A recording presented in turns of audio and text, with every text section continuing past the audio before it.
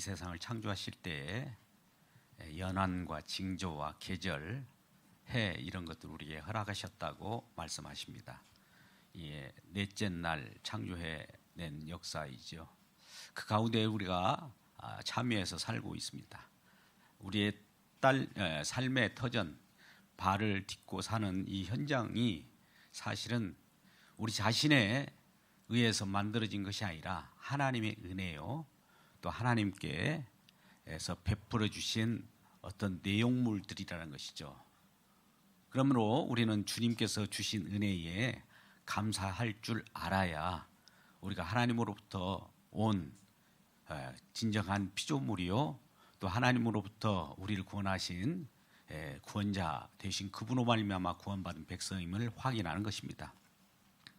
일말 미물들, 병아리나 닭들도 모이를 먹다가 또 목이 마르면 물을 마시게 되는데, 물을 마시면 쪼아 먹고 물을 우리가 마실 때 하늘 보고 어떤 모습을 봅니까? 감사 하면서 그런 모습을 보게 됩니다. 물을 마시고 하늘 보고 감사 이렇게 된다는 것이죠. 우리 주변에도 그런 분이 한 분 계셨어요. 이제 우리 부교역자로 계신 분 중에 한 분이 어디 면접을 받으러 갔는데요. 여기에는 어떤 큰 프로젝트예요. 정말 그것이 이루어지면 좋겠는데 뭔가 좀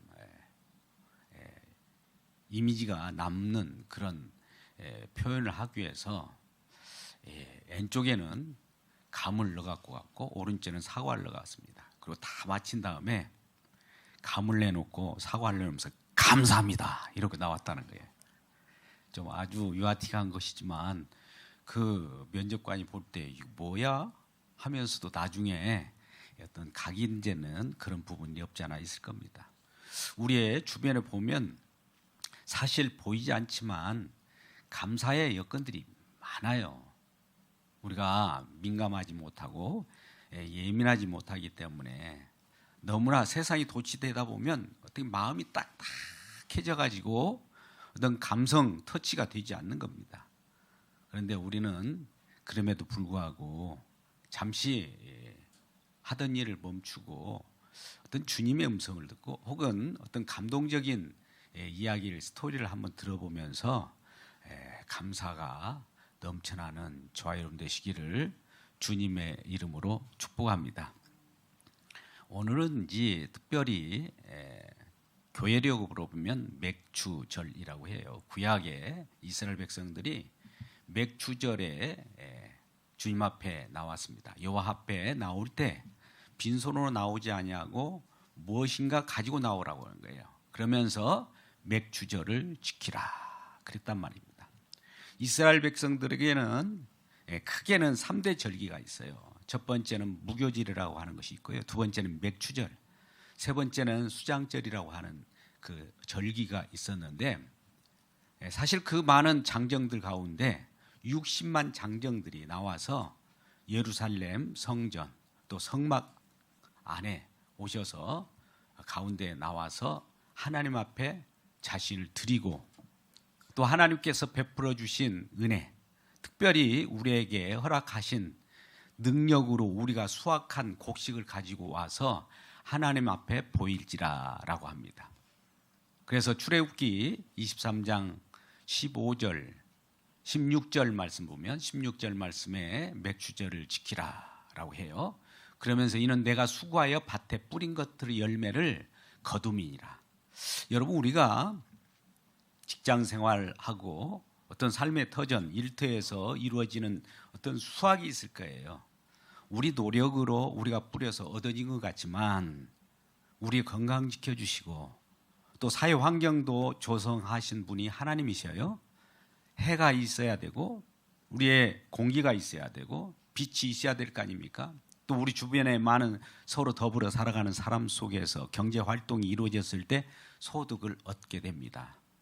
그냥 그저 얻어지는 것이 아니죠. 물론 혼자 얻어서 홀로 존재하는 사람은 없습니다. 그렇게 얻어졌을 때 정말 주변의 협력으로 얻었던 어떤 같이 공동체로 얻었던 간에 그것을 나눔으로 말미암아 이루어지는 소득이기 때문에 그 소득에 대한 왜 이것이 어디로부터 왔는가를 그 원천을 찾아서 나오라는 거예요. 예루살렘으로 나오라는 거예요. 성막으로 나오라는 겁니다. 성전으로 나오라는 거예요. 여호와 앞에 나오라. 하나님 앞에 나오라는 거예요. 하나님, 내가 이렇게 소득을 얻는 것은 내 능력이 아닙니다. 하나님의 덕분입니다. 하나님의 은혜입니다. 하나님 주신 해달, 또 주변 사람, 이 지구 환경, 대한민국을 주셔서 감사합니다. 일터를 주셔서 감사합니다라고 하는 고백에 의해서 맥주절을 지키라고 하는 것입니다. 맥주절에는 수고하고 밭에 뿌린 것은 첫 열매라고 그랬어요. 그러니까 열매 중에 우리가 첫 열매를 하나님 앞에 먼저 가져오는 것이 중요합니다. 첫 것이라고 하는 것은 전체를 대표하는 거거든요. 우리가 쓰다 남은 것을 가지고 오는 것이 아니라 하나님, 이것이 주님이 주신 전부입니다 라고 하면서 드릴 때 주님께서는 다시 또 되돌려 주기도 하고 그 감사에 따라서 더 풍성한 은혜를 우리에게 제공해 주신다는 겁니다. 그런 절기 중에 두 번째 절기인데, 봄절기로서는 사실 초실절, 보리를 처음 이렇게 날 때에 낫을 댈 때가 있어요. 이 초실절입니다. 이거는 절기적으로 보면 봄절기인데 무교절 중에 첫 열매로 나오는 부분이죠. 사실 신약에 와서 예수님께서 십자가에 죽으시고 6월절 어린 양으로 돌아가신 다음에 다시 첫 열매로 부활하신 그것을 예표하기도 하죠. 근데 이제 여림절기에 들어서서 이러한 첫 열매가 될 때부터 계속 그 곡식의 낫을 대면서 50일간 거두어 드리는데 50일째 되는 날, 즉 맥주절 50일 되기 때문에 77은 49, 77절 혹은 오순절이라고 하는데요. 이 맥주절에 낫을 대서 첫 열매를 또 주님 앞에 가지고 하나님 앞에 보일지다. 하나님 앞에 보일지니라 라고 하는 거예요. 누가? 각 가장들마다 가정을 대표해서 곡식을 가지고 오라는 거예요. 가지고 와서 여호와 앞에 보이라는 거예요. 빈손으로 나오지 말고. 우리에게 주신 은혜가 있는데 물론 우리 몸으로 하나님 앞에 나오는 것도 주지만 하나님 주신 것을 한번 어떤 걸 주었는지를 가지고 나오라는 것이죠. 그래서 그 맥주절을 지키는 규례가 있습니다. 그리고 방법을 우리는 레위기 23장 15절부터 17절까지 말씀이 잘 나와 있어요. 15절부터 레위기 23장 15절부터 17절 말씀을 함께 오늘 본문이니까 같이 읽도록 해봐요. 같이 읽겠습니다. 시작. 안식일 이튿날 곧 너희가 요제로 곡식단을 가져온 날부터 세어서 7 안식일의 수요를 다 채우고 7 안식일 이튿날까지 합하여 50일을 계수하여 새 소제를 여호와께 드리되 너희 처소에서 10분의 2 에바로 만든 떡 2개를 가져다가 흔들지니 이는 고운 가루에 누룩을 넣어서 구운 것이요 이는 첫 여대로 여호와께 드리는 것이다. 여러분 여기에 보면 중심된 어떤 단어라고 할까요? 그런 용어가 있어요. 새 소제가 있습니다. 떡 2덩어리가 있습니다. 요제가 있습니다. 흔들어라 이거예요. 자, 새 소제, 이 수확한 거 이미 묵은 곡식 말고 지금 새롭게 거두어 들인 걸 가져오라는 거예요. 새 소제. 묵은 곡식을 가져오면 안 되는 거예요. 묵은 곡식은 이전 것은 지나갔으니 이전 것으로 내버려 두고 새롭게 얻어진 것을 가지고 와서 하나님 앞에 여호와 앞에 곡식을 단을 가지고 와서 흔들으라는 거예요. 여러분 곡식단을 가지고 흔들으라는 거예요. 곡식의 열매, 우리는 구원받은 열매예요. 말씀의 씨앗이 심겨져서 장차 성장해서 그리스도인으로서 생명을 얻은 구원받은 열매입니다. 이렇게 열매로서 곡식이 되었으니 흔들으라는 거예요. 왜 흔들으라고 할까요? 여러분, 흔들으라는 것은 살았다는 거예요. 살았다는 거예요. 흔들으라라고 하는 것은 살아있음을 보이라는 겁니다. 죽은 곡식 말고 살아서 열매 맺는 살아있다는 것을 증명하라는 거예요. 요제라는 것도 흔들으라는 겁니다. 그렇게 주님 앞에 나와 흔들 때에 하나님께서는 그 제사를 받으시고 또 흡족해 하시면서 내가 준 은혜에 대해서 많은 이스라엘 백성들이 알고 있구나. 또 내년에는 더 많은 풍성한 은혜를 내려줘야지, 이런 하나님의 은혜가 있지 않겠습니까? 이렇게 주님 앞에 드려지는 방법이 오늘 레위기 본문, 오늘 본문의 말씀입니다. 자, 새 소재라고 할 때 우리는 묵은 것은 지나갔어요. 이런 것이 이제 구약을 지나서 예수님께 십자가에서 다 완성한 다음에 우리는 고린도후서 5장 17절에 이런 말씀을 하죠.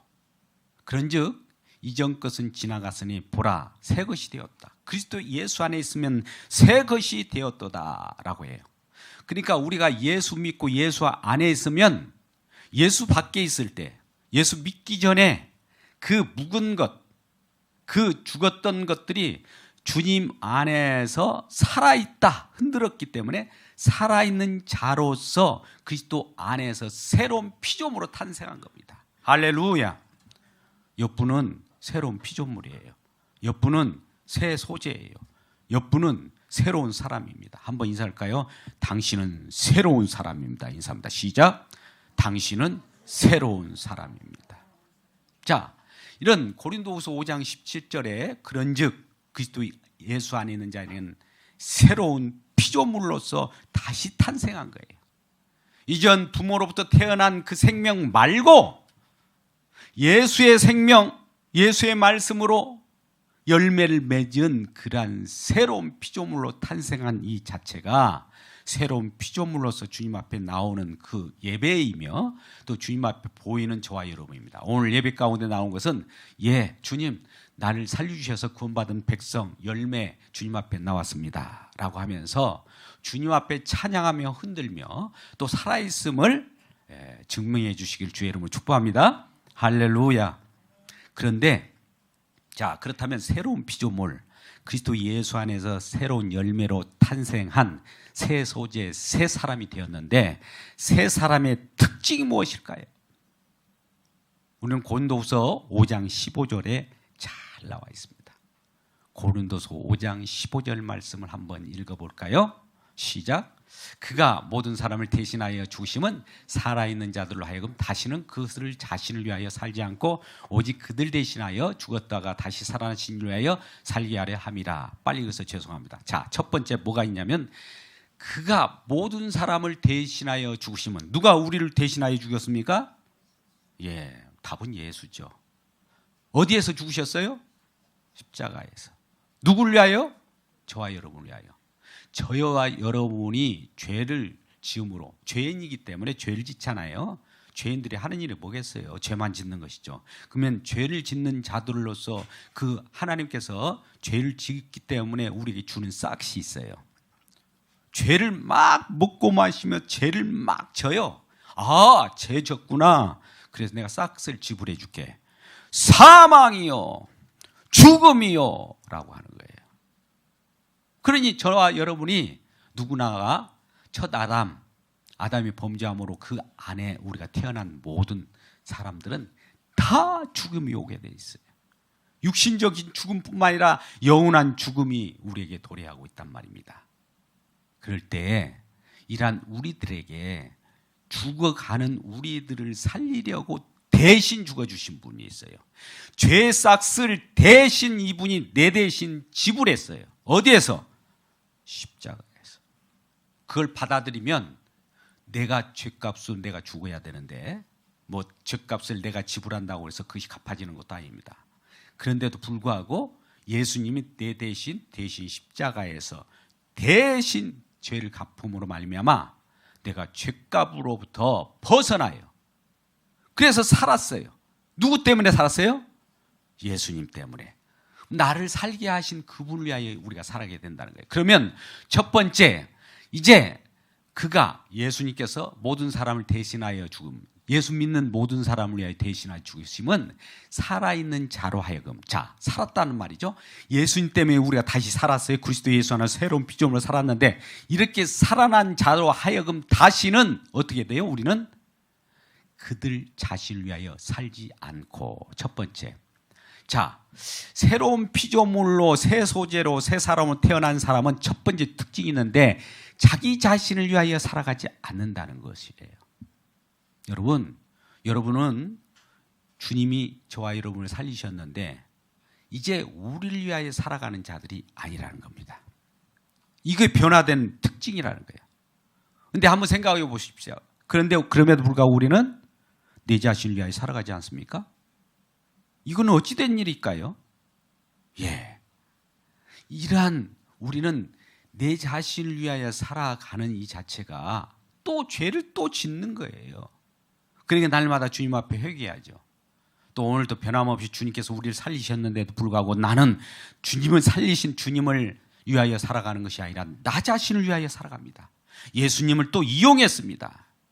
주여 용서하소서. 이런 회개의 기도가 돼야 되고 회개가 있어야 돼요.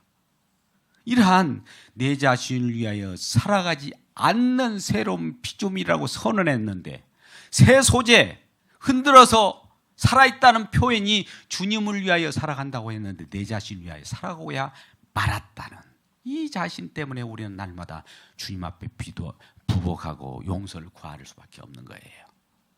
또 두 번째는 고린도후서 5장 15절 계속 이어지는 건데 이제 날 위하여 대신 죽으신 그분을 위하여 사는 것이다. 자, 자기 자신을 위하여 살지 않고 하반절을 보면 오직 그들을이라고 하는 건 이스라엘 백성들이지만 오늘 저와 여러분입니다. 우리를 대신하여 죽었다가 다시 살아났다. 이분은 우리를 위하여 대신하여 죽었다가 어디에서? 십자가에 죽었다가 이분은 죽으실 그분으로 끝납니까? 부활하셨잖아요. 다시 살아나신 그분이에요. 죽었다가 살아나신 그분. 십자가에서 죽었다가 살아나신 그분을 위하여 살게 하려고 우리 주님께서는 구약의 절기를 지키라, 무교절을 지키라, 맥주절을 지키라, 수장절을 지키라, 안식일을 지켜라 라고 했던 겁니다. 물론 구약에는 이런 것들이 그림자예요. 장차 올 예수 그리스도의 실체가 나타나면 이런 절기들은 예수 안에서 다 완성됩니다. 그러니까 예수를 믿으면은 이 절기가 다 지켜지는 꼴이 되는 거예요.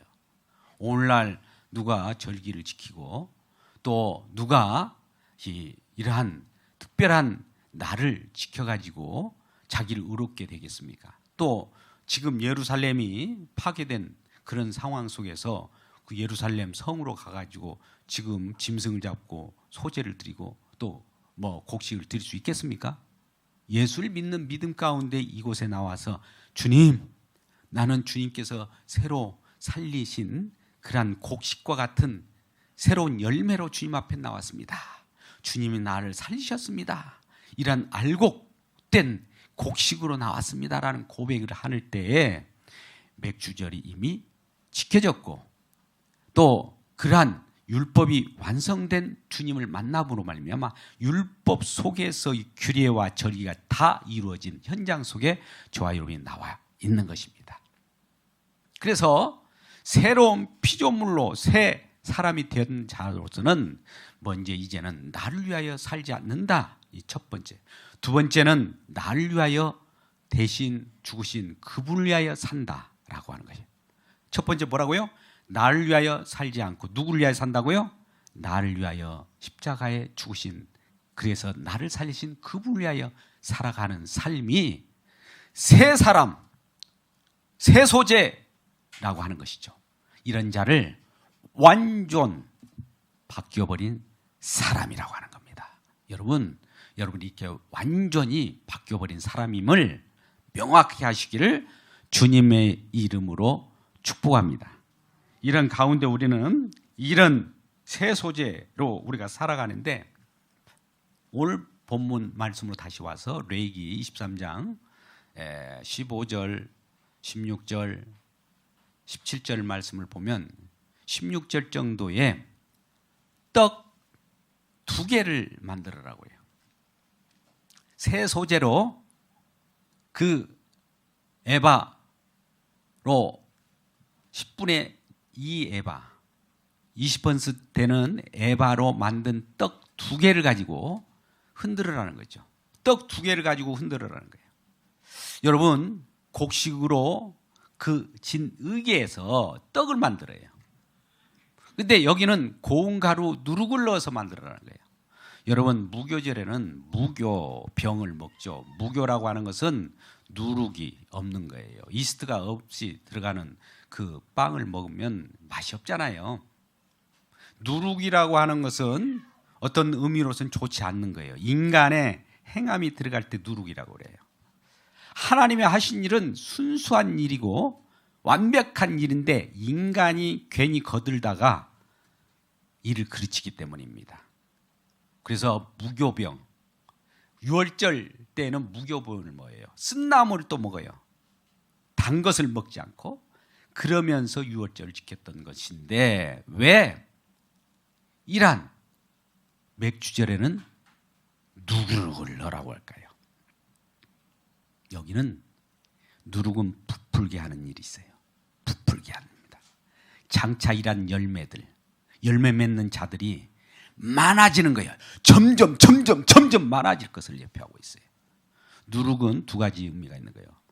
인간이 들어가서 아주 곰팡이를 썩게 하는 그런 누룩이 있는가 하면 그런 의미도 있지만, 사실은 또 팽창하는, 이 복음이 팽창해서 예수 그리스도를 믿고 예수 안에, 믿음 안에, 예배 가운데 나온 사람이 많아질 것을 예표하고 있습니다. 근데 왜 떡 2덩이를 만들라고 하느냐?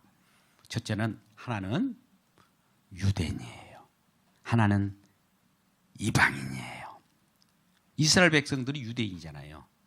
이방인들을 위한 떡 하나 하고 유대인을 위한 떡, 이스라엘 백성들을 위한 떡 하나 하고 헬라인을 위한 떡이에요. 그 당시에는 헬라인이 이방인이었거든요. 자, 여러분 보십시오.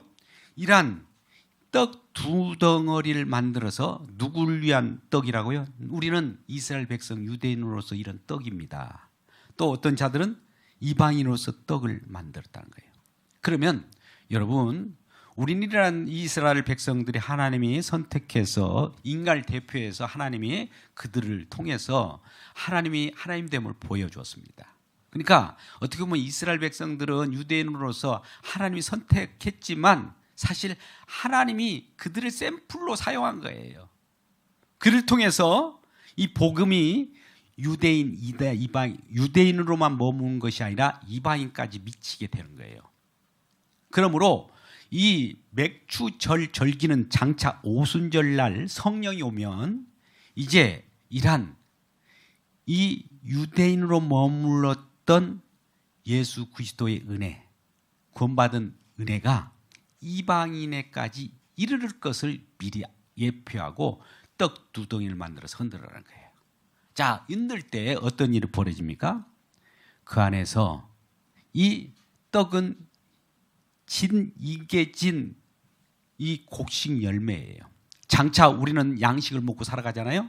근데 우리 예수 믿는 사람은 예수의 살과 피를 먹고 마셔요.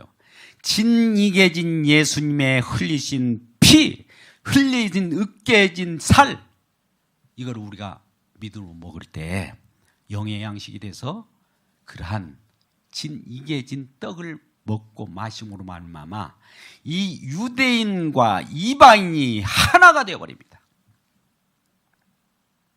우리가 성령을 받게 될 때 이제 하나가 돼요.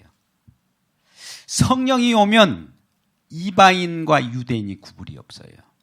그래서 우리는 고린도전서 12장 13절 말씀 가운데 이제 고린도전서 12장 13절 가운데 이와 같이 말씀합니다. 내 자신 너에게 폐를 끼치 아니한 일이 다른 교회보다 부족하며. 고린도전서 12장 13절입니다. 죄송합니다.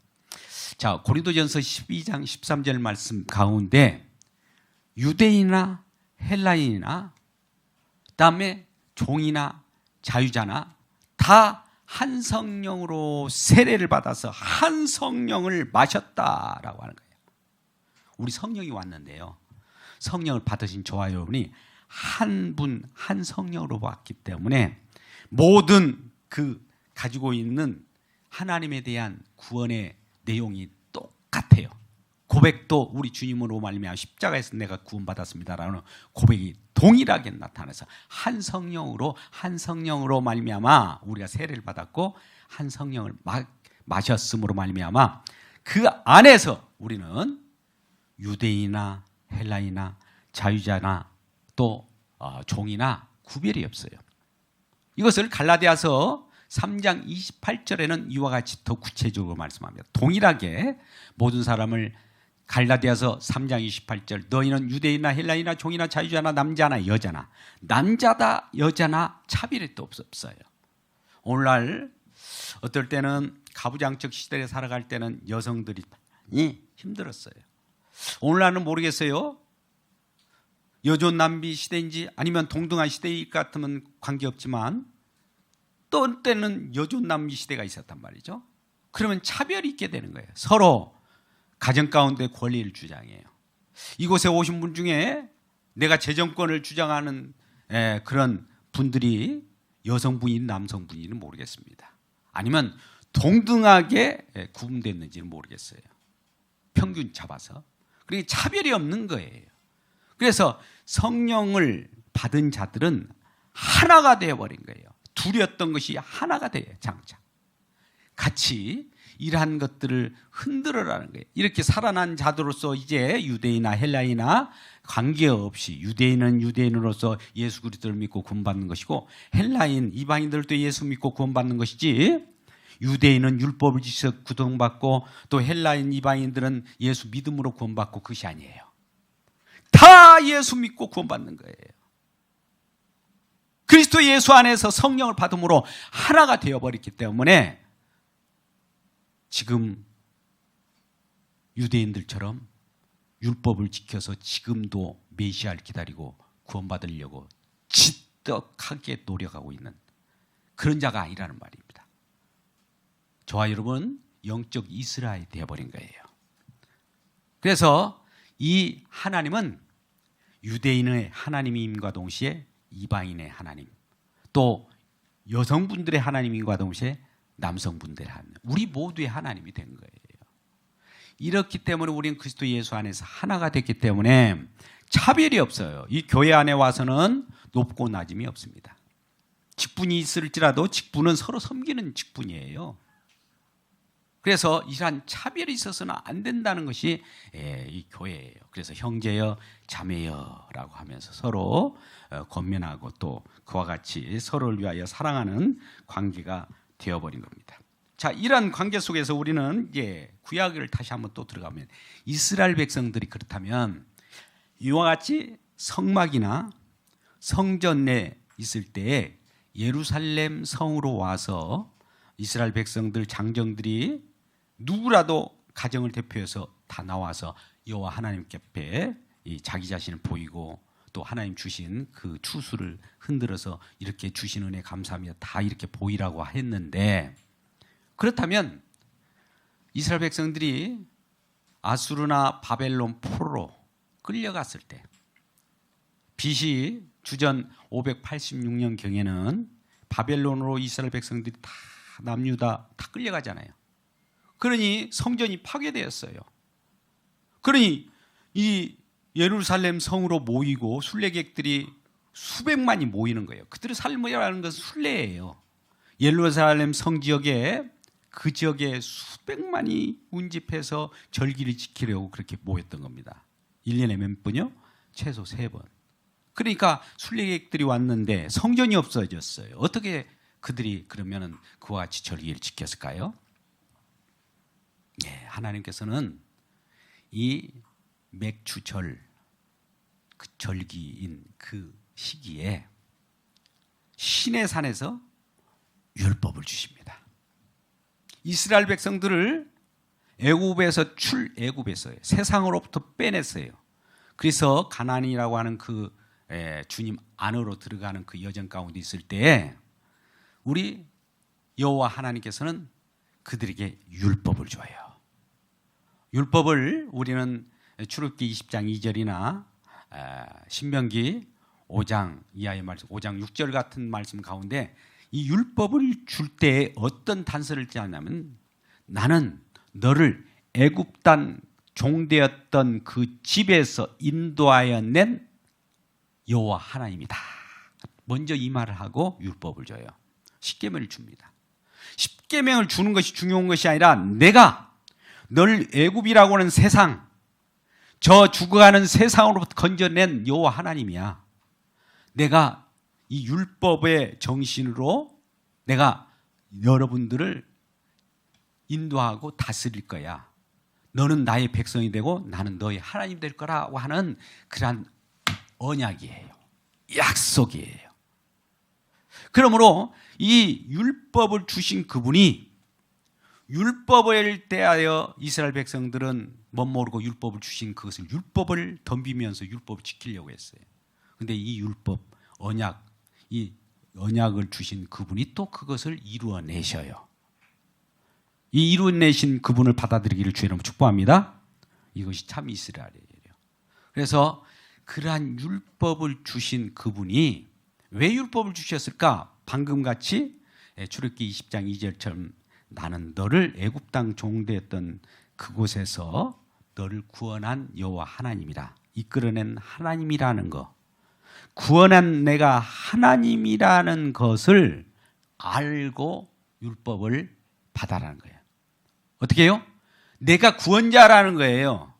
그러면 여러분들은 뭐가 되겠어요? 애굽에 있을 때는 죽었던 자들인데 구원해서 살았다는 거예요. 자, 내가 율법을 준 것은 너가 살았다는 것을 알려주기 위하여 율법을 준다는 거예요. 그러므로 우리는 율법을 볼 때 나는 율법으로 말미암아 내 자신을 보면 죽죠. 완벽한 그 율법인데 내 자신을 들여다보면 나는 죽어야 마땅하고 애굽적 그런 사고방식으로 날마다 죄를 짓고 있기 때문에 죽은 자인데 주님이 또 살려주시는 거예요. 그걸 보라고 율법을 주신 거예요. 그러니까 살리신 그분을 보라. 내 자신을 보지 말고 내 죄를 대신하여 죽으신 그분이 살려냈다. 세상으로부터 구원해냈다. 구원주의라는 것을 알게 하려고 율법을 주셨으므로 율법은 주신 그분을 영화롭게 하고 그분을 알게 하기 위하여 율법을 주셨다는 겁니다. 이게 같은 취지예요. 그래서 율법을 주신 그분을 포로 생활 속에서는 어디서나 율법을 강론하고 율법 정신으로 또 율법을 바라보면서 율법 속에 들어있는 우리 주님을 만나게 된 겁니다. 율법과 규례 속에는 아까 절기도 들어있어요. 그러니 이 절기를 완성하신 분 누구예요? 우리 주 예수 그리스도예요. 그러니 이러한 절기를 완성했을 때 이제 오순절 신약 때 보면 그 날이 정확하게 7일절이자 오순절 날에 어떤 일이 벌어집니까? 오순절에 이미 이름에 그들이 다 같이 한 곳에 모였더니 호련히 급하고 바람 같은 소리가 있어 저희 앉은 온 집에 가득하며 불이 혀같이 갈라진 게 저희 보여 각 사람 각각 위에 임하여 있더니 저희가 성령의 충만을 받고 다른 언어로 말하기를 시작하니라. 할렐루야.